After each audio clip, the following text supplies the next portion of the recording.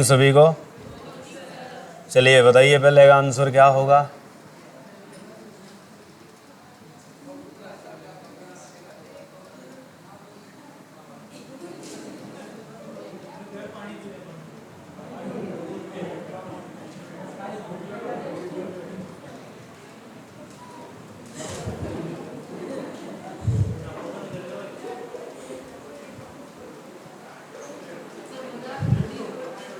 Tension ना लो, इन्होंने 5 साल लगाने हैं। 5 साल अकेडमियों के बेंच तोड़ने हैं इन्होंने, बेफिक्र हो जाओ। क्या आएगा अपने पास कि जियो कॉर्पिक फल किन के बीच बनते हैं? मूंगफली, तरबूज, प्याज या गाजर। जियो कॉर्पिक वो होते हैं जो ज़्यादातर क्या है, जैसे आपा ने देखे होंगे, पौधा खड़ा है, झुक गया, ज़मीन में मिट्टी लगा दी और फिर फल तैयार होता है। ठीक है, तो ऐसा फल इस अभी फसल बोई गई है ये, और ये रेगिस्तान में अच्छी बोई जाती है और सर्दियों में हम बड़ा आनंद लेते हैं इसका। तो सर्दियों में तरबूज का आनंद तो लेते नहीं हो, ठीक है, सेक के खाते हैं, ठीक है। और लोहड़ी वाले टाइम आती है तो क्या होती है? मूंगफली, ठीक है। तो इसे क्या कहते हैं आप? जियो कॉर्पिक फ्रूट, ठीक है। चलिए नेक्स्ट बताइए। नियमित अंतराल पर मौजूद सूजन से युक्त जड़ों के प्रकार का नाम बताइए। ये question HSC mail constable police में आया हुआ है कि नियमित बता रखा है, वैसे नियमित अंतराल पर क्या है? मौजूद सूजन से युक्त जड़ों के क्या प्रकार का नाम बताइए। इतना हिंट दे देता हूं कि ये जड़ें किस में पाई जाती है? अंगूर में पाई जाती है, और अंगूर खाने का मन बड़ा करता है, ठीक है। तो ये आंसर क्या अपने पास है? मोनेलिफॉर्म, ठीक है। चलिए नेक्स्ट बताइए कि पत्तियों की सिराओं का क्या कार्य है? कि पत्तियों का जो सिरा विन्यास है, वीन्स है, वो क्या काम करती है? कि नंबर 1, जैविक पोषक तत्वों का क्या करती है? कंडक्शन करती है, यांत्रिक समर्थन भी करती है, और जल एवं खनिजों का भी परिवहन करती है। तो ऑप्शन क्या आपके पास? सभी है। चलिए नेक्स्ट बताइए। फिर दाकड़ क्वेश्चन है, बहुत बार इस पे क्वेश्चन आ चुका है, पहले भी बताया था जो लास्ट MCQ की क्लास हुई है, और मैंने कहा था ये रूपांतरण अच्छे से याद होने चाहिए। जो आपके पास फाइलोक्लेडोड्स होते हैं, फाइलोक्लेड्स होते हैं, क्लेडोड होते हैं, इनको अच्छे से याद रखना है। क्या दिया गया है कि कौन सा तना किस में रूपांतरित हो रहा है? पत्तियों में, यानी तना पत्तियों का कार्य कर रहा है, ठीक है। फिर कहता है चपटे और हरे रंग में परिवर्तित हो जाता है, इसे क्या कहते हैं? फाइलोक्लेड कहते हैं, क्लेडोड्स कहते हैं, तराजू, या फिलोक्लेड्स? फिलोड्स। फिलोड्स जो होते हैं ये पत्तियों का रूपांतरण होता है, पत्ती से आगे, ठीक है। ये भी नहीं, रह गए ये दो, क्योंकि ऊपर वाले 2 रूपांतरण ही तने के हैं। याद रखना कि तने से जो भी आगे रूपांतरण हो रहा है, एक उसमें होता है फाइलोक्लोड और दूसरा होता है क्लेडोड्स। अब बात आती है कि तना पत्तियों में जा रहा है तो वो कौन से होते हैं? फाइलोक्लेड्स, ठीक है। चलिए नेक्स्ट बताइए। क्या आएगा? नारियल के खाने योग्य भाग को क्या कहते हैं? बताया था कि नारियल खास तौर पे प्रयोग होता है, बहुत जगह प्रयोग होता है, और क्या खाते हैं हम? एंडोस्पर्म। बताया था कि एंडोस्पर्म आ जाए या एम्ब्रायो आ जाए, भ्रूण भी कह सकता है। चलिए नेक्स्ट बताइए। ऐड कर दिया कि गेहूं के खाने योग्य भाग को क्या कहते हैं? हाँ तू बता।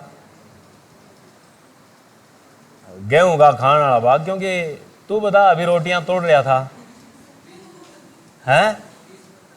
बीज पत्तर, गेहूं बीज होता है। तू बता सिंगे, रोटपाड़ मंत्री, बता क्या आएगा कि गेहूं के खाने योग्य भाग को हम क्या कहते हैं? तुम अन्न के बेरी हो रहे हो और अन्न तुम्हारा बेरी हो रहा है। हाँ हाँ, तू बता मिडल पॉइंट कि गेहूं का कौन सा भाग खाते हैं हम? और बताया था मैंने दोनों इंपॉर्टेंट है, ठीक है। तो क्या आएगा, एंडोस्पर्म, ठीक है।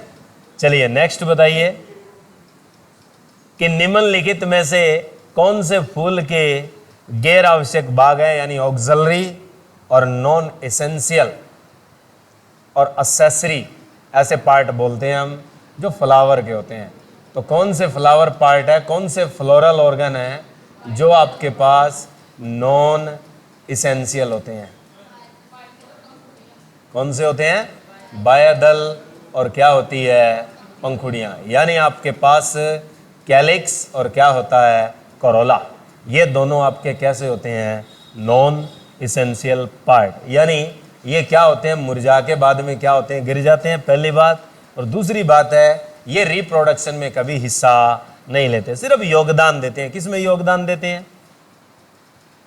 कि बाह्यदल और पंखुड़ियां, बाह्यदल और दलपुंज फूल में क्या काम करते हैं, आप बताओ। कि कैलिक्स और कोरोला, हाँ वेरी गुड, कीटों को आकर्षण, एक पॉइंट तू बता दे। और क्या करते हैं ये? कि जो रिप्रोडक्टिव ऑर्गन पार्ट होते हैं उनको सेफ्टी देते हैं, यानी उनका क्या करते हैं, एक तरह से सुरक्षा का काम करते हैं, ठीक है। चलिए नेक्स्ट बताइए, निम्नलिखित में से कौन से फूल के आवश्यक भाग हैं? सिंगे, सरदार बताएगा, सिंगा बताएगा, चल बता। Essential part of a flower या फ्लोरल इसेंशियल पार्ट की जो आवश्यक भाग होते हैं।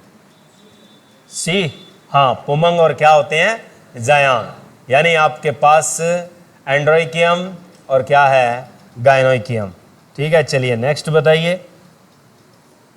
कि निम्नलिखित में से कौन सा फल संगनित पुष्प क्रम से विकसित होता है? यानी different flower of a inflorescence give rise to be a fruit, it is called B.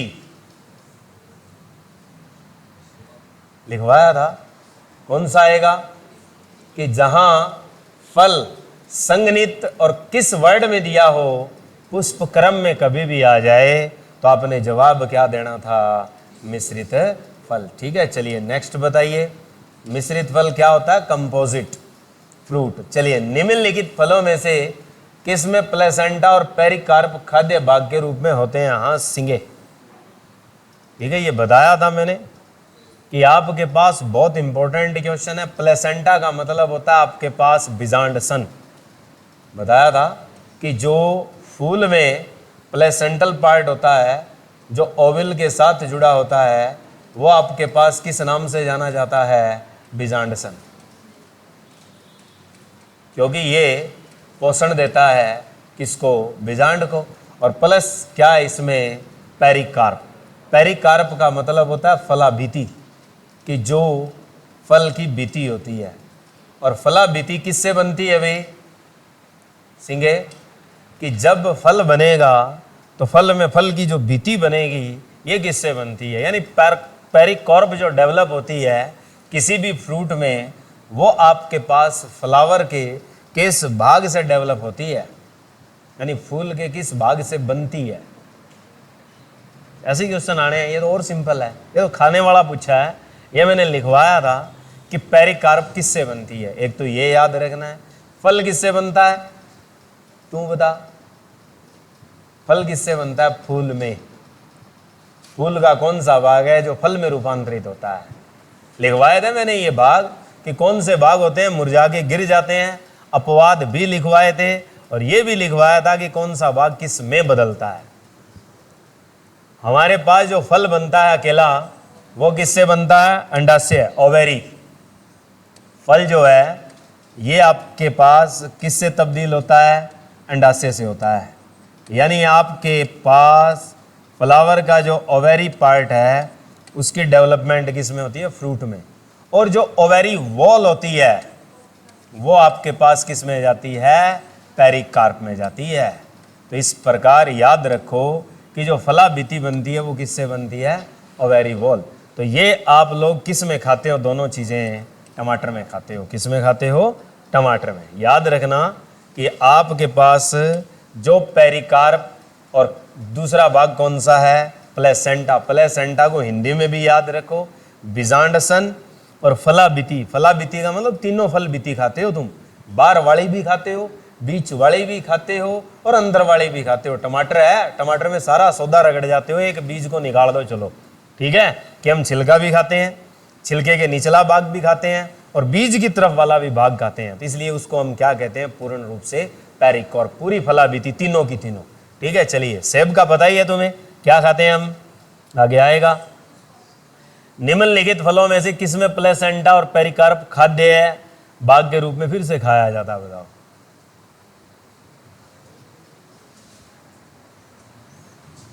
Same question है पर अब आंसर अलग है, ठीक है। बैंगन टमाटर के परिवार का ही बंदा है।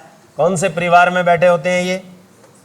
हाँ, तो वही का है। तो बैंगन में भी तो यही चीज होती है। बैंगन भरता खाते हो? बैंगन को कभी भी हम बनाते हैं तो बाहर से छील के नहीं बनाते, सीधा ही काटते हैं, कीड़े काड़े भी नहीं देखते, रगड़ जाते हैं, ठीक है। तो हाँ, उनको देख लिया करो भैया। सबसे ज़्यादा केमिकल अगर स्प्रेइंग होती है तो बैंगन में ही होती है। सबसे ज़्यादा केमिकल जो यूज होता है और सबसे खतरनाक केमिकल जो यूज होता है वो बैंगन की खेती पे यूज होता है, याद रखना, ठीक है। अगर बैंगन की खेती में जड़ों में केमिकल डाला जाता है, उससे 3 साल तक नेक्स्ट फसल नहीं होती।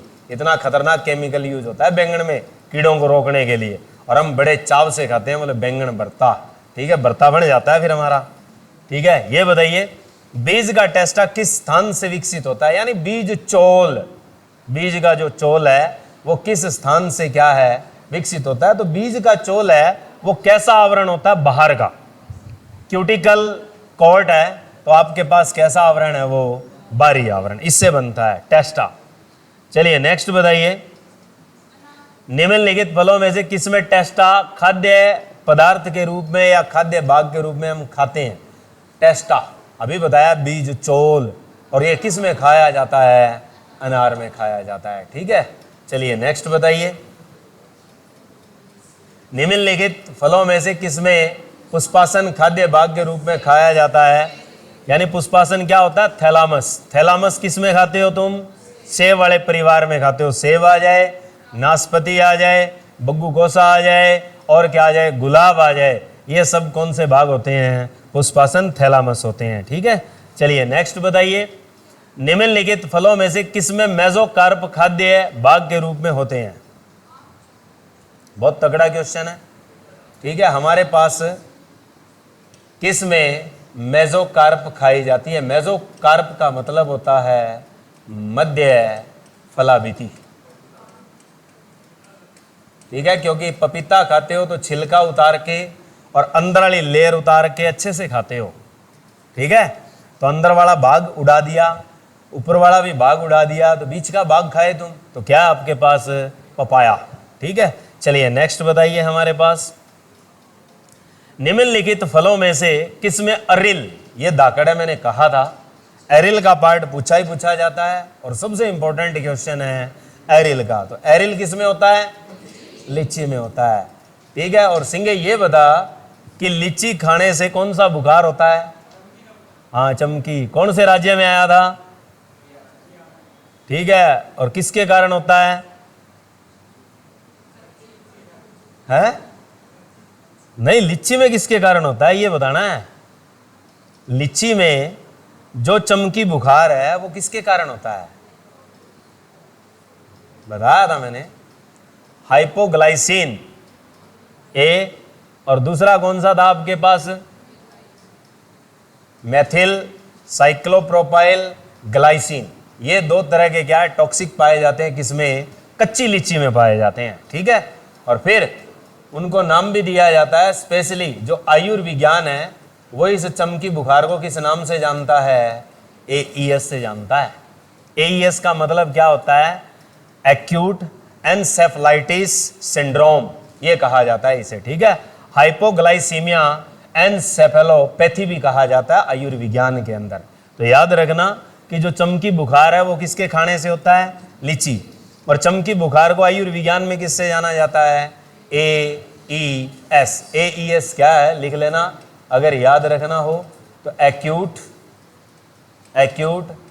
एनसेफलाइटिस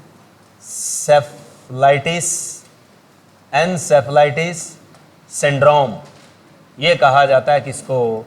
चिमकी बुखार को।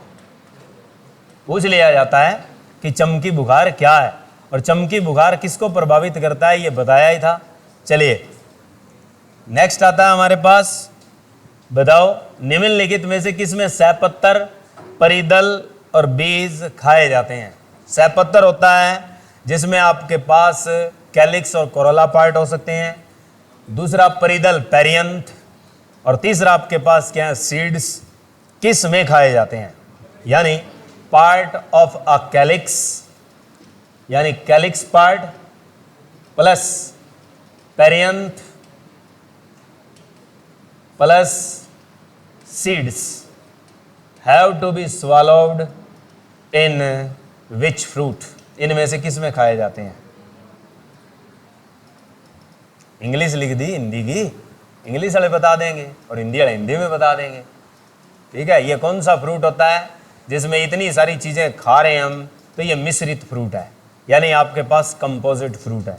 इनमें से कंपोजिट कौन सा है? गर्मियों में खाते हैं, बड़े आनंद से खाते हैं। अब तो मैक्सिमम मेरे ख्याल से तुम लोगों ने खाया भी नहीं होगा। अब तो इन दिनों क्या है, मेरे ख्याल से इनमें से ऐसा कौन सा फ्रूट है जो आप नहीं खाते?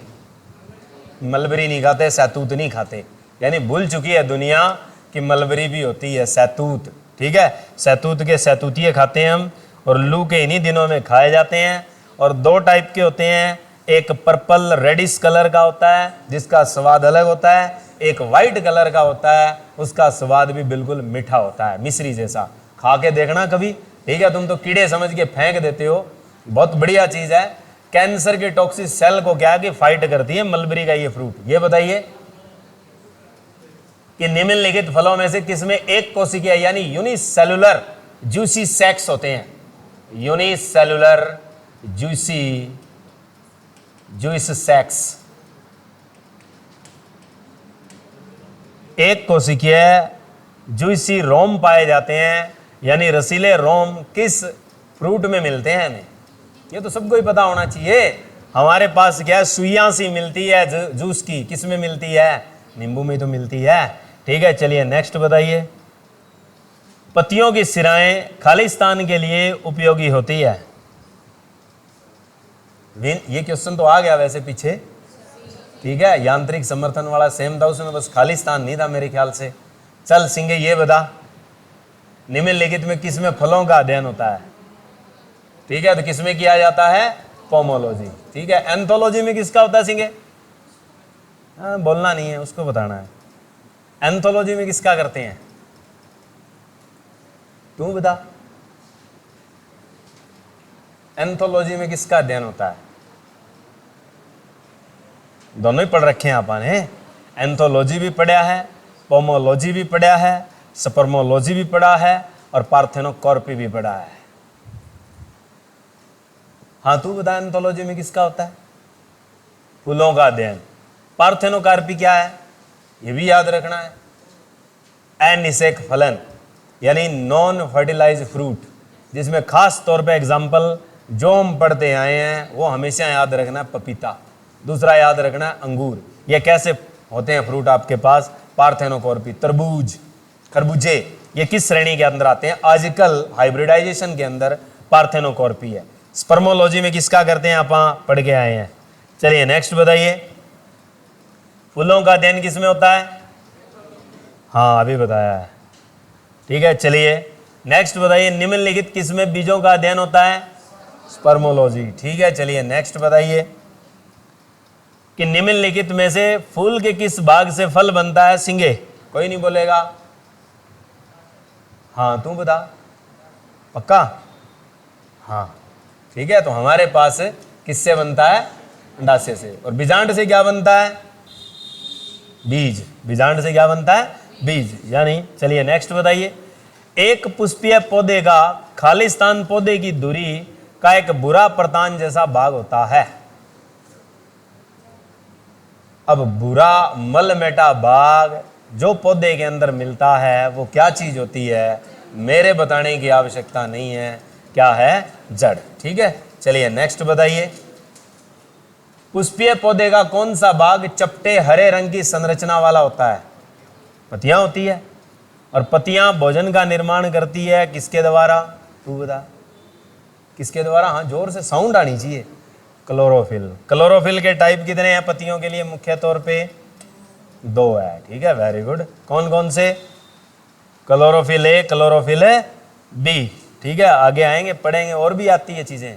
2 नोड्स के बीच मौजूद तने के भाग को क्या कहते हैं? यानी 2 परव के बीच का जो भाग है वो क्या कहलाता है? ठीक है, हाँ, कि 2 परव जो होते हैं यानी 2 नोड्स के बीच का स्थान क्या कहलाता है? परव संधि, इसे कहते हैं इंटरनोड। ठीक है, चलिए नेक्स्ट बताइए कि पुष्प के दूसरे चक्कर को क्या कहते हैं? सरदार बताएगा। सिंगा। बताया था मैंने 4 चक्कर होते हैं। ठीक है, पहला चक्कर, दूसरा चक्कर, तीसरा चक्कर और चौथा चक्कर, यूं ही पूछता है अगला। तो इसमें दूसरा चक्कर कौन सा होता है? सोफे पे लास्ट वाला बता भाई, मस्ती में ख्वाब ले रहा है तू, बता पुष्प का दूसरा चक्कर कौन सा होता है? पहला कौन सा होता है ये बता। First cycle, primary cycle, pre cycle of a floral part, कि फूल का भाग जो एक प्रथम चक्कर के रूप में काम करता है कौन सा होता है? आप बताओ। है? हाँ, पहला चक्कर कौन सा होता है? बाह्य दलपुंज। ठीक है, जिसे हम कहते हैं कैलिक्स। और दूसरा कौन सा होता है? दलपुंज, पंखुड़ियां। तीसरा कौन सा होता है? पुमंग। और चौथा कौन सा होता है? जायांग। अंतः चक्कर कौन सा कहलाता है? तू बता। Internal cycle of a flower which floral part, कि फूल का कौन सा भाग एक अंतः चक्कर के रूप में भी जाना जाता है, और वो कौन सा भाग होता है? पहला होता है, दूसरा होता है, तीसरा होता है, चौथा होता है। नाम बताना है उसका। चौथा भाग होता है और कौन सा होता है? जायांग, गाइनोकियम। वो कौन सा चक्कर होता है? चौथा। और किस रूप में होता है? अंतः। बाकी सारे क्या होते हैं? बाह्य। जुड़े हुए अंडकों वाली जायांग को क्या कहते हैं? Associated carpels, gynoecium be called as. ऐसे ही क्वेश्चन, बहुत तगड़ा क्वेश्चन है ये। तो उसे हम किस नाम से जानते हैं? सिंकरपस। वैसे ये नहीं आया था तुम्हारे, बढ़िया लेवल का क्वेश्चन है, छोड़ दो चाहे। लेकिन अगर एचएससी पुलिस का एग्जाम लेती है तो उसमें पूछ सकती है ये, क्योंकि अजीब क्वेश्चन आते हैं। उसमें आपके पास एग्रीकल्चर का पार्ट है और एनिमल हस्बेंड्री का भी पार्ट है, इसलिए ऐसे क्वेश्चन पूछे जाते हैं वहाँ। बढ़िया लेवल के क्वेश्चन उठाएंगे वो। चलिए, पुष्प कली में पंखुड़ियों या बाह्य दलपुंज व्यवस्था को क्या कहते हैं? जो उनकी व्यवस्था होती है उस व्यवस्था को क्या नाम दिया जाता है? पुष्प दल। अब नाम ही आ गया, बात ही खत्म होगी कि जो उनका अरेंजमेंट है वो किस नाम से जाना जाएगा?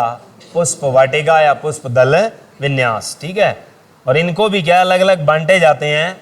जैसे हम कैलिक्स पढ़ते हैं तो उन्हें क्या कहते हैं? सेपल। और जब हम कोरोला पढ़ते हैं तो उन्हें क्या कहते हैं? हम पेटल्स। जब वो इकट्ठे होते हैं तो क्या कहलाते हैं, और अलग अलग हो तो क्या कहलाते हैं, वो भी याद रखने हैं। उत्तक का अध्ययन विज्ञान की कौन सी शाखा में होता है? तू बता।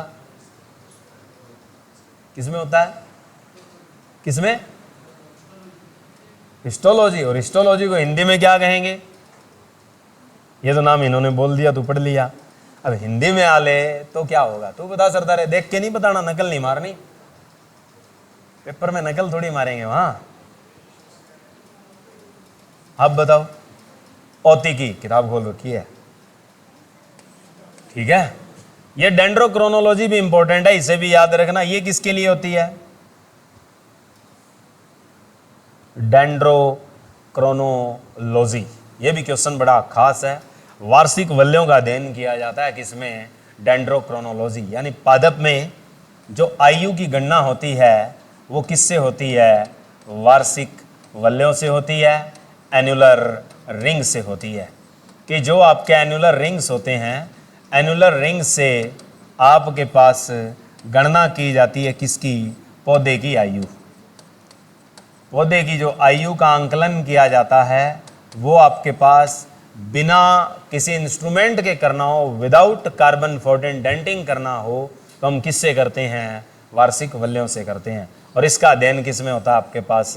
डेंड्रोक्रोनोलॉजी। वार्षिक वलय किसके आधार पे बनते हैं? अभी क्या आपसे पूछ लिया जाए वार्षिक वलयों का जो बनना है इसका मुख्य जुमा किसके लिए किसके पास होता है? तो याद रखना है कैम्बियम।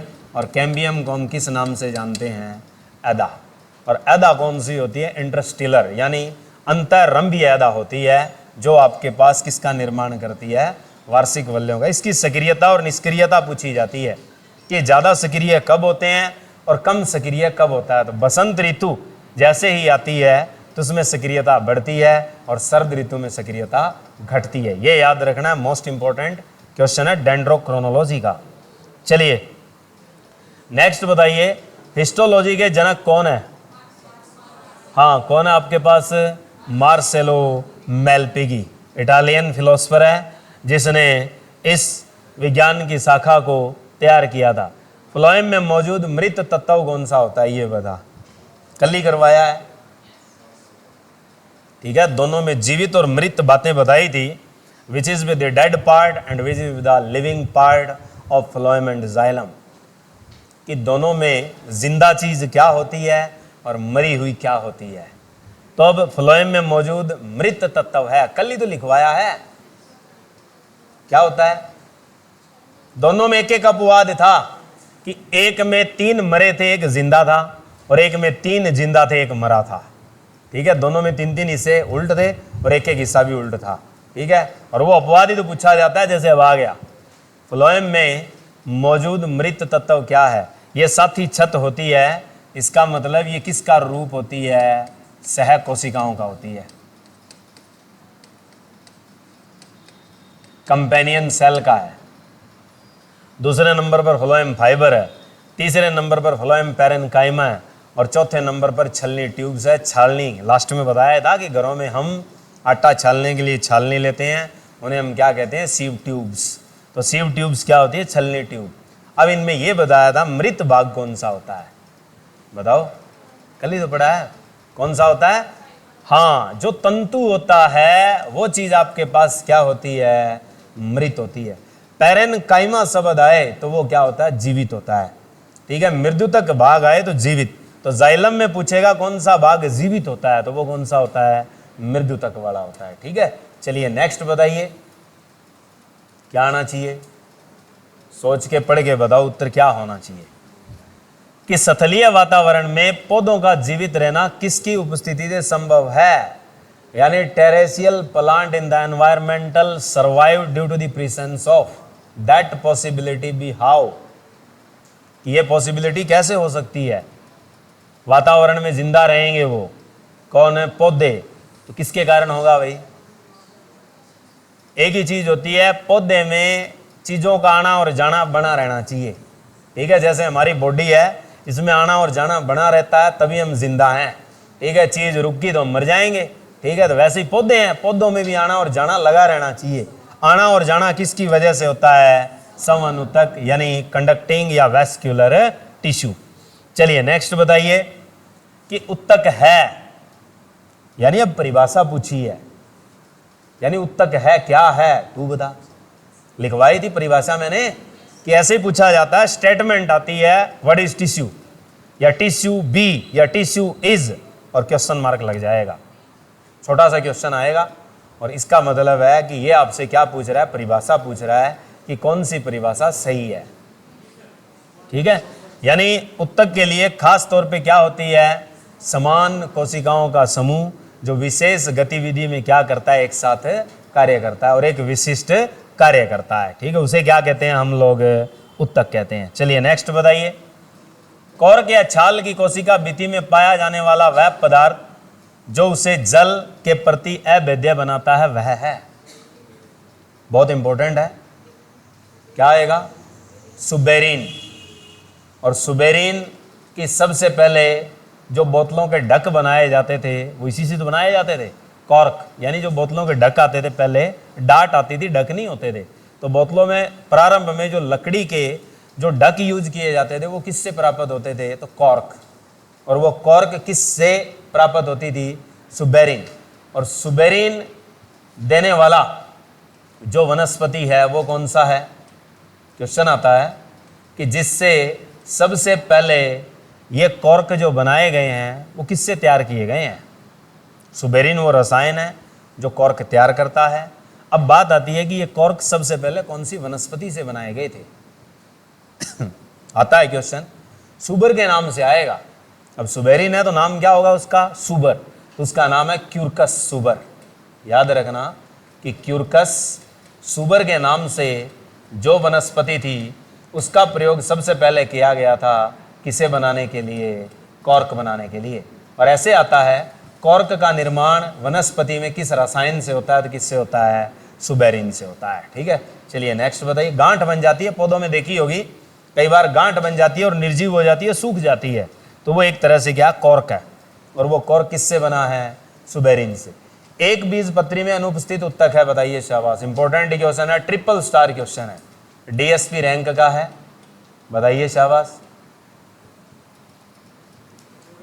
पहले तो एक बीजपत्री पौधे अच्छे से पता होने चाहिए कौन से होते हैं, कि जैसे क्या तुम देखते हो ऐसा उत्तक जो उन्हें यांत्रिक सहारा प्रदान नहीं कर सकता, यानी उनको लचीलापन नहीं दे सकता। जैसे क्या है, तुमने गेहूं में पानी लगा दिया, तेज आंधी आई या हवा आई, सारी की सारी गेहूं क्या हो जाती है? लंबी हो जाती है। ऐसे ही गन्ने की खेती है, लंबी जरूर होती है, मिट्टी भी लगाई जाती है, फिर भी आंधी या तूफान आते हैं तो वो भी क्या होते हैं? लंबे हो जाते हैं। तो इनका कारण क्या है? कैसे पौधे हैं ये? गेहूं किस में आता है? एक बीजपत्री। तो यही तो पूछा है अगले ने कि एक बीजपत्री पौधों में कौन सा उत्तक नहीं होता जिसकी वजह से उनमें लचीलापन नहीं होता? टूटने की आशंका, गिरने की आशंका 24 घंटे बनी रहती है। ठीक है, तो क्या होता है वो जो उसे खड़ा रखने में योगदान देगा? बताओ कौन सा उत्तक है? लिखवाया था मैंने लास्ट में, नारियल वाला उत्तक याद है कौन सा होता है? बस वही है, नारियल का कहा था मैंने, पौधा झुक जाता है, टूटता नहीं है, वापिस ऊपर आ जाता है। ठीक है, इसका एक्सपेरिमेंट कभी देखना हो तो कोस्टल जोन में चले जाना। अब इस टाइम मानसून जैसे ही आएगी, बड़ा रफ वेदर होता है, कौन सी कोस्ट का? बे ऑफ बंगाल का। उस इलाके में जाके देख लेना, ये एक्सपेरिमेंट नंगी आंखों से देख सकते हो। पौधे झुकेंगे, वापिस खड़े हो जाएंगे, झुकेंगे, खड़े हो जाएंगे।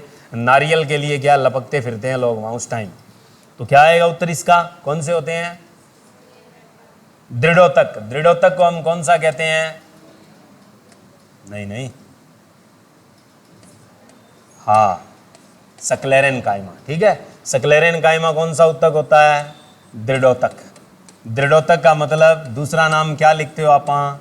दृढ़ उत्तक। ये वो उत्तक है जो पौधे को कौन सी चीज प्रदान करवाता है? सामर्थ्य, दृढ़ता, लचीलापन। ये ना हो तो वो कौन से पौधों में आएगा? एक बीजपत्री। ये बताओ। शाबाश। केंद्रक उपस्थित नहीं होता, इंपॉर्टेंट क्वेश्चन है, ट्रिपल स्टार में मार्क कर लेना। ये जितने मैंने क्वेश्चन मैक्सिमम इसमें उठा रखे हैं मेल कांस्टेबल के हैं। हाँ बताओ आंसर क्या होगा? केंद्रक उपस्थित नहीं होता, सह कोशिकाओं में नहीं होता, यानी कंपेनियन सेल में नहीं होता। परिपक्व छलनी ट्यूब, यानी आपके पास जो सीव ट्यूब्स होती हैं उनमें नहीं होता। फ्लोएम पैरन कायमा में नहीं होता, या कोलन कायमा में नहीं होता। बहुत तगड़ा क्वेश्चन है, भली भांति सोच समझ के उत्तर देना है, और हम फंस जाते हैं इसमें। ठीक है, याद रखना, बहुत तगड़ा क्वेश्चन है। क्या आना चाहिए उत्तर हमारे पास? क्या विचार है तुम्हारा? सिंगे बताएगा पहले। Be very good. परिपक्व वर्ड जब भी छलनी ट्यूब के साथ लग जाए तो इसमें केंद्रक होता है, याद कर लेना। सीधा छलनी ट्यूब आ जाए तो उसमें केंद्रक नहीं होता। कि आरंभ में सीव ट्यूब में न्यूक्लियस नहीं पाया जाता, लेकिन इसने शब्द क्या लगा रखा आगे? परिपक्व का मतलब मैच्योर है। अब इसमें केंद्रक है। ठीक है, तो ऑप्शन लगाना है तुमने क्या? इनमें से अच्छे से दिमाग में फिट करो कि क्या होना चाहिए।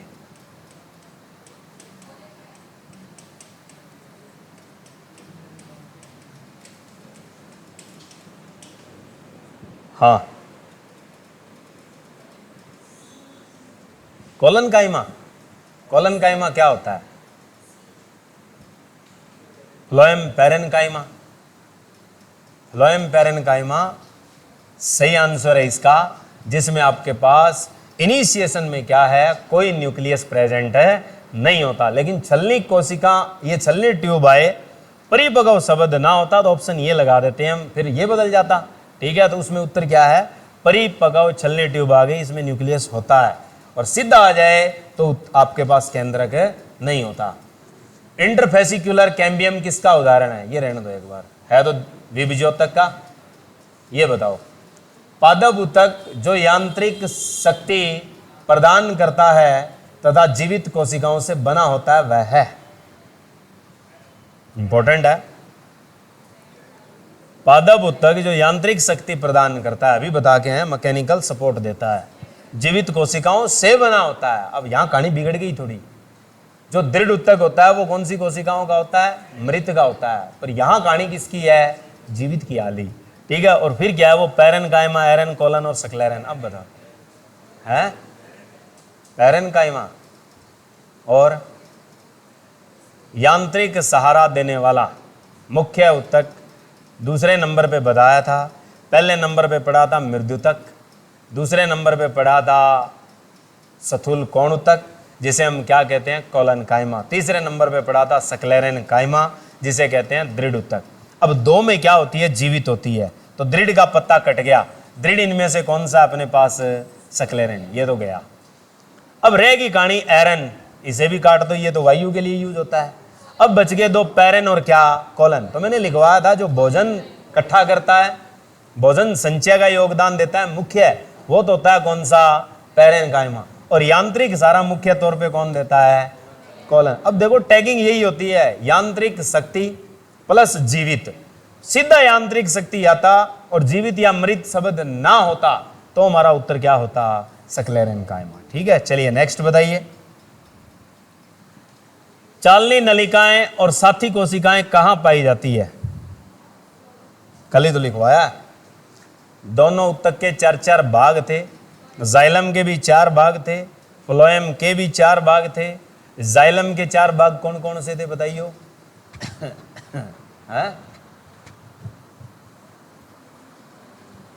दारू पीड़ा आदमी वाह वाही बहुत करता है, 2 शब्द तो वह के हैं, ठीक है। फिर तणता भी बहुत है, कभी उधर भागता है कभी उधर भागता है, ठीक है। और जलील भी होता है। तो जाइलम में 4 चीजें हैं, वाहिकाएं, वाहिनिकाएं, एक तंतु और एक मृदुतक, ठीक है। तो मरते दम तक भागता है फिर वो, ठीक है। ऐसे ही यहां भी फ्लोएम में 4 भाग थे, 2 तो क्या तंतु और कौन से? मृदुतक वाले। 2 स्पेशल होते हैं, एक थी चालनी नलिकाएं और एक थी सह कोशिकाएं। तो ये दोनों के दोनों भाग किसके हैं? अपने फ्लोएम के हैं, ठीक है। अरे याद रखो, भूले बैठे हो तुम तो, एक चीज पहले दिन पढ़ के आते हो, दूसरे दिन कहानी खत्म हो जाती है। जाइलम की संवाहक कोशिकाएं होती है, ये बता दो, conducting cells of xylem be. कल बताया था कि पौधे में पानी, खनिज लवण को एक जगह से दूसरी जगह पहुंचाता है और वो एक ही तरफ चलता है। कौन सी जगह से? जड़ से तनों के होते हुए कहाँ पहुंचती है? पत्तियों तक। यानी आपके पास केवल आरोहण होता है, अवरोहण कभी नहीं होता। तो वो आपके पास किन के द्वारा होता है? तो आपके पास 2 चीजें लिखवाई थी पहले वाली, एक थी आपके पास वाहिनिकाएं और दूसरी थी वाहिकाएं। जो वाहिनिकाएं होती हैं उनको कहते हैं ट्रेंचियार्ड्स, और जो आपकी वाहिकाएं होती हैं उन्हें क्या कहते हैं? वेसल्स, ठीक है। तो उत्तर क्या है आपके पास? ट्रैकियार्ड्स भी कहा जाता है और क्या कहते हैं उनको? वाहिकाएं, ठीक है। चलिए नेक्स्ट। कोशिका भित्ति की यांत्रिक शक्ति और कठोरता किसके कारण होती है? कल ही लिखवाया है कि हमने 3 ऊतक पढ़े हैं जिसमें खास तौर पर कठोरता शब्द आता है। कठोरता का मतलब होता है दृढ़ता। दृढ़ता कौन से ऊतक में थी? दृढ़ोतक में। और दृढ़ोतक ऊतक की जो कोशिका भित्ति बनी होती है वो आपकी ढकी होती है या उसमें जमाव होता है किसका? एक शब्द लिखवाया था मैंने कहा था ये टैगिंग याद रखनी है, तुमने एग्जाम में ऐसे ही पूछता है। तो वो जमाव किसका होता है? लिग्निन का होता है। याद रखो कि लिग्निन के जमाव के कारण ये जो कोशिकाएं होती है कैसा पॉइंट तैयार करती है? यांत्रिक शक्ति, और क्या पैदा करती है? कठोरता, ठीक है। चलिए नेक्स्ट बता दो। इनमें से कौन मृत कोशिकाओं से बना है? सिंह। सिंह तू बता, कौन सा मृत कोशिकाओं से बना है? अभी बता के आया हूं थोड़ी देर पहले, है? हाँ, दृढ़ोतक। सक्लेरन काइमा जो है ये किससे बना होता है आपके पास? खास तौर पे मृत कोशिकाओं से। नहीं, और भी चीज है, रुक जाओ। सक्लेरन काइमा क्यों? मृत पूछा है और ऑप्शन भी दिए हैं, तो तुम्हें लिखवाया था उपरोक्त सभी आएगा। क्यों आएगा? क्योंकि ये दोनों भाग किसके हैं? जाइलम के। और ये दोनों के दोनों भाग कौन सी कोशिकाओं से बने होते हैं? मृत से ही तो बने होते हैं, इसलिए ऑप्शन क्या लगाओगे? उपरोक्त सभी। ठीक है, चलिए नेक्स्ट बताइए। कौन सा एपिडर्मिस का कार्य नहीं है? एपिडर्मिस का मतलब है कि जो आपके पास बाहरी त्वचा है। बाहरी त्वचा का मतलब है कि जो पौधे की छाल होती है, बार्क जिसे कहते हैं, वो आपके पास कौन सा काम नहीं करेगी? तो यानी वो पौधों को सुरक्षा देती है, पता ही है। ठीक है, दूसरा गैसीय विनिमय करवाती है। और क्या करती है? वाष्पोत्सर्जन, ट्रांसपायरेशन करती है। एक काम नहीं है उसका, कौन सा? जल का चालन। ठीक है, चलिए नेक्स्ट बताइए कि नुकीले सिरे वाली लंबी लिग्निफाइड सेल्स किससे रिलेट करती है? अभी आंसर बता के आया हूं। लिग्निफाइड का मतलब लिग्निन के जमाव वाली कोशिकाएं किस में पाई जाती है? सिर्फ सक्लेरेन में मिलती है, सक्लेरेन काइमा, यानी आपके पास दृढ़ोतक। ठीक है, चलिए नेक्स्ट बताइए। कॉर्क कैम्बियम किसका उदाहरण है? मैंने तुम्हें एक चीज लिखवाई थी कि स्थायी उत्तक जो बनता है वो दो प्रकार का बनता है। शुरू में उत्पत्ति होती है जब, एक होता है प्राथमिक और एक होता है द्वितीयक। तो जो प्राथमिक बनता है वो किससे बनता है? वो बनता है आपके पास शीर्षस्थ और होता है अंतर्वेशी, एपिकल और इंटरकलरी टिश्यू से मिलकर बनता है। जो था द्वितीयक किससे बनता है? वो बनता है पार्श्वस्थ। और प्लस एक चीज और लिखी थी मैंने, क्या? बस उसी का रोल है यहाँ, उसी का ही रोल पूछा है। कॉर्क कैम्बियम इनमें से किसका उदाहरण है? अभी तो बताया है कि द्वितीय जो बनता है उसी का साथी होता है, और वो साथी किसका है? पार्श्वस्थ मेरिस्टेम का ही तो होता है। तो इसी से क्या बनती है? Cork cambium. चलिए नेक्स्ट बताइए। वह उत्तक जो द्वितीयक वृद्धि के लिए उत्तरदायी है। आगे वही बात है कि द्वितीयक वृद्धि, द्वितीयक जो स्थायी उत्तक बनता है वो पार्श्वस्थ और किससे बनता है? कैम्बियम से बनता है। तो यहां क्या आएगा? कैम्बियम। ठीक है, चलिए नेक्स्ट बताइए। लॉजिकफुल क्वेश्चन होते हैं। व्यापारिक कॉर्क प्राप्त होती है किससे होती है? अभी तो बताया है, सिंपल है, किससे आएगा? Cork cambium. ठीक है, चलिए नेक्स्ट बताइए। पौधों में फ्लोएम मुख्यतः उत्तरदायी है, तो बता सिंगे फ्लोएम का काम क्या है? Work done of phloem tissue in a plant. क्या काम करेगा? जल का वहन। बहुत इंपॉर्टेंट है भाई, जल का वहन करने वाला आदमी कौन होता है? जैसे ही आएगा। जय में क्या है? जाइलम में क्या है? जल चढ़ता है। ठीक है, लेकिन किसका पूछा है? फ्लोएम का। फ्लोएम का मतलब क्या होता है? फल किस में यूज करते हैं हम? आहार में। तो आहार के वहन के लिए। ठीक है, चलिए नेक्स्ट बताइए।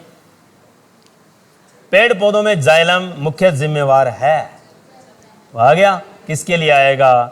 जल वहन के लिए। ठीक है, आगे नेक्स्ट बताइए। एक वृक्ष की आयु का पता किसके द्वारा लगाया जा सकता है? अभी लिखवा के आया था मैं थोड़ी देर पहले। वार्षिक वल्यों की गिनती करके हम किसका पता लगा सकते हैं? पौधे की आयु का। यानी एन्युलर रिंग्स हैं, इसका अध्ययन किस में किया जाता है? डेंड्रोक्रोनोलॉजी। चलिए, वायु तक पाया जाता है, बताओ शाबाश।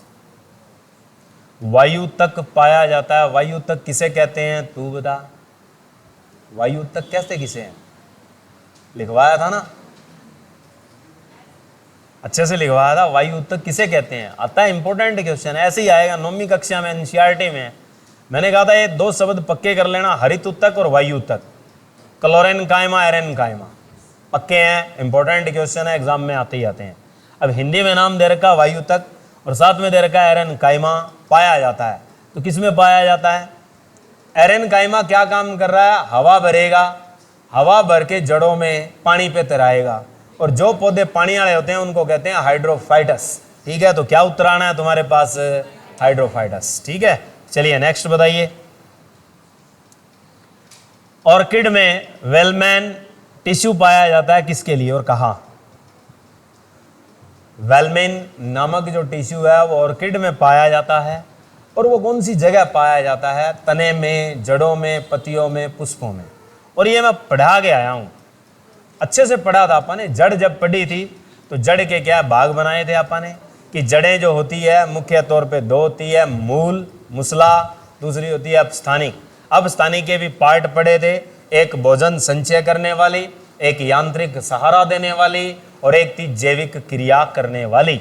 ऑर्किड की जो जड़ होती है ये आपके पास विटल प्रोसेस करती है, जैविक क्रिया करती है, और वो जैविक क्रिया किसके दम पे करती है? वेलमेन टिश्यू के दम पे करती है। वेलमेन टिश्यू क्या काम करता है?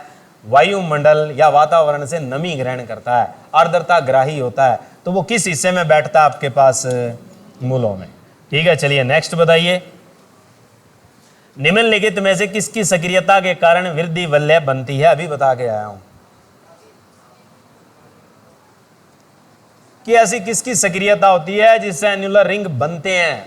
अंतःरंभीय ऐदा, अभी बता के आया हूं। इंटरस्टेलर कैम्बियम, जो इंटरस्टेलर कैम्बियम है इसके कारण क्या बनते हैं? वार्षिक वलय बनते हैं। ठीक है, चलिए नेक्स्ट बताइए। समुद्र के किनारे उगने वाले वृक्षों में वार्षिक वलय नहीं होते, क्योंकि? क्यों नहीं होते भी बताओ, तुम बता सरदार, कि वार्षिक वलय उनमें नहीं बनते, क्यों नहीं बनते? आप बताओ क्यों नहीं बनते? क्या दो जी यूं ही नहीं बनते, आप बताओ क्यों नहीं बन सकते? कि वहां भूमि में बलुई होती है, जलवायु विभिन्नता होती है, स्पष्ट जलवायु विभिन्नता नहीं होती, वायुमंडल में प्रचुर नमी होती है।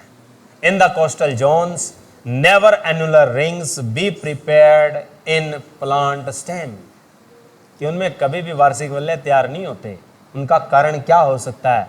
क्योंकि वहां की जलवायु में कोई विभिन्नता नहीं होती।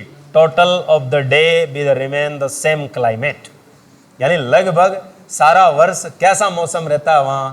एक जैसा रहता है। ठीक है, इसके कारण पौधे के अंदर वार्षिक वलय तैयार नहीं होते। चलिए नेक्स्ट बताइए। हमारे वार्षिक वलय क्यों बनते हैं पौधों में? क्योंकि ऋतुएं हैं, वहां कोई ऋतु ही नहीं है, एक सा मौसम रहता है। कहते हैं ना आपा कि समुद्री इलाके में चले जाओ, ना सर्दी है ना गर्मी है, कहते आए हैं। इसका रोल क्या है? वहां पे कोई विभिन्नता नहीं है। नेक्स्ट बताओ शाबाश। हाँ, ये बताओ तुम। एक वृक्ष के पुराने तन्ने के अनुप्रस्थ काट यानी cross section of a stem of a plant have 50 annular rings, तो देन इट्स एज बी, यानी उसकी आयु कितनी होगी? जब उसका अनुप्रस्थ काटा जाता है तने का, यानी गोलाई देखते हो तुम, जो सामने से कटा हुआ तना है, पेड्डा कटोरा है, उसमें गोलाई जो दिखती है वो क्या आपको जो दिख रही है वो अनुप्रस्थ काट है, उसे कहते हैं क्रॉस सेक्शन। तो उसमें आपने देखा होगा गोलाइयाँ सी दिखती है। ठीक है, वो गोलाइयाँ आपकी कितनी बोली है? अगले ने 50 बोली है। अब कहता है उम्र कितनी है? तो उम्र भी उतनी है जितने वल्ले हैं, कितनी आएगी? 50। चलिए ये वाला क्वेश्चन बताओ, इंपॉर्टेंट है, क्योंकि आप देखते आए हो कि या तो पौधे में क्या है, पिन लगाई जाती है या नंबर लगाए जाते हैं। कभी देखा होगा पौधे में काट मार के और नंबर लिख दिए जाते हैं, या पौधे पे क्या है, साइन बोर्ड के द्वारा क्या लगा दी जाती है? पिन। पिन किसके लिए एस्टिमेशन होती है? एज के एस्टिमेशन या उसकी लेंथ की एस्टिमेशन। वो अगले का जुम्मा है, क्या सोचना चाहता है। लेकिन हमने क्वेश्चन टैग किया है, क्या कहा है? 1985 में वृक्ष के एक साइन बोर्ड की कील भूमि से 5 फीट की ऊंचाई पर लगा दी जाती है। 1998 में यह कील कितनी ऊंची होगी यदि वृक्ष प्रति वर्ष 4 इंच लंबाई में बढ़ता है?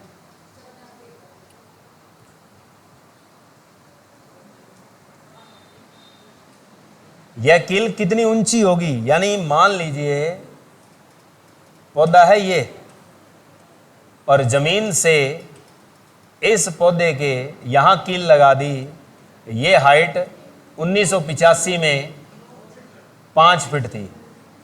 ठीक है, फिर कहता है ये हर साल बढ़ता है, हर साल बढ़ता है, और कहता है कि यहां से आगे ये कील ऊपर जाकर कितनी हो जाएगी? 1998 तक, तो यहां तक चला गया। इसके बाद पूछा है यहां तक,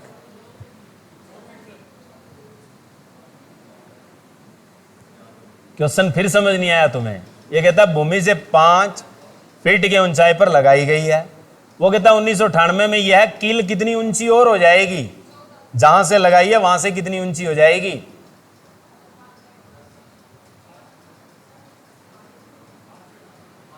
हाँ, कितनी रहेगी? 5 फीट ही रहेगी। कैसे? क्योंकि पौधे की लंबाई कितनी बड़ी है आपके पास? 4 इंच। 13 साल है तो 13 चौक 52। 52 के अगर फुट बनाओगे तो भाग किससे करोगे तुम? 12 से। 12 चौक कितने आएंगे? 48। तो 4 से क्या है? ऊपर। ऊपर है तो 4 फुट तो कहीं दिया नहीं, उत्तर क्या बनता है? 5 ही बनता है। ठीक है, निकालना सीखो। इंच और फीट का मीनिंग पता होना चाहिए आपको, तो बता सकते हो। जलोदभिद निम्न में से किसकी उपस्थिति के कारण जल पर तैरते हैं? जलोदभिद का मतलब होता है हाइड्रोफाइटिक प्लांट। बता के आया था, किसकी वजह से तैरता है? हाँ, वायु तक। वायु भरेगी यानी वो कौन सा काम करेगा? एरेनकाइमा। चलिए नेक्स्ट एंड फाइनल बताइए, शीर्षस्थ विभजोतक उत्तरदायी होता है। हाँ, शीर्षस्थ का मतलब शीर्ष पे, और शीर्ष से क्या लेके चलेगा ऊपर? लंबाई। यानी एपिकल टिश्यू किसके लिए फेमस होता है? लंबाई की वृद्धि। मोटाई के लिए कौन सा होता है? तू बता। लिखवा रखे हैं ये कि लंबाई कौन बढ़ाता है और मोटाई कौन बढ़ाता है। चौड़ाई कह सकते हो, तने की वृद्धि कह सकते हो। ये कौन करता है? पार्श्वस्थ। पार्श्वस्थ का मतलब क्या होता है आपके पास? Lateral meristematic tissue. ठीक है, ये लो आज के लिए इतना ही।